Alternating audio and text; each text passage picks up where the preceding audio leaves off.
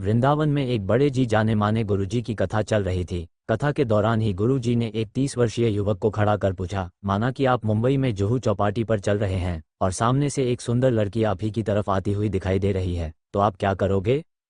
युवक ने बिना सोचे हुए एक पल में ही उत्तर दिया कि जहां तक उसके ऊपर नजर जाएगी तब तक उसे देखता जाऊंगा। तब गुरुजी ने और आगे पूछा कि माना कि वो लड़की तुम्हें क्रॉस करके आगे बढ़ गई तो क्या तुम भी पीछे मुड़कर देखोगे?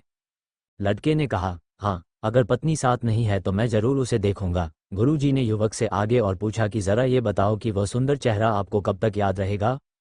युवक ने कहा, ज्यादा से ज्यादा 1 या 2 घंटे तक, जब तक कोई दूसरा सुंदर चेहरा सामने ना आ जाए। दूसरा सुंदर चेहरा सामने आते ही उस चेहरे को भूल जाऊंगा। गुरुजी ने उस युवक से कहा कि अब मैं आपसे दूसरे पहलू पर प्रश्न करता हूं। अब जरा ये बताओ कि माना कि आप वृंदावन से मुंबई जा रहे हैं और मैंने आपको एक पुस्तकों का पैकेट देते हुए कहा कि मुंबई में अमुक महानुभाव के यहाँ ये पैकेट पहुंचा देना।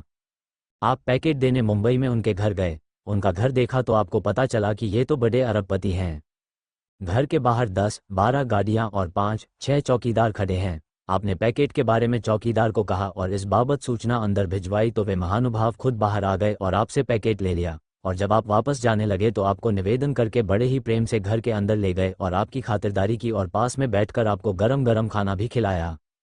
और जाते समय आपसे पूछा कि आप किस में आए हो, तो आपने कहा लोकल ट्रेन में। उन महानुभाव ने अपने ड्राइवर को बुलाया और आपको गंतव्य तक पहुंचाने के लिए कहा और आपके गंतव्य स्थान पर पहुंचते ही आपको उस अरबपति महानुभाव का फोन आया और आपसे बोले कि भैया आप आराम से तो पहुंच गए ना, अब आप सभा में बताइए कि आपको वे महानुभाव कब तक याद रहेंगे? युवक ने कहा, गुरुजी, जिंदगी में मरते दम तक उस व्यक्ति को हम भूल नहीं सकते। गुरुजी ने युवक के माध्यम से सभा को संबोधित करते हुए कहा, जीवन का वास्तविक सत्य भी यही है कि सुंदर चेहरा हमें थोड़े समय ही याद रहता है, पर हमारा सुंदर व्यवहार जीवन भर याद रहता है। बस यही है जीवन का गुरु मंत्र। अपने चेहरे और शरीर की सुंदरता से ज्यादा अपने व्यवहार की सुंदरता पर ध्यान दें, जीवन आनंददायक बन जाएगा। आपको यह प्रसंग कैसा लगा कमेंट करके जरूर बताएं और अगर आपको इसी प्रकार की कहानियां पसंद हो तो कृपया चैनल को सब्सक्राइब करें। जय हिंद, जय श्री राम।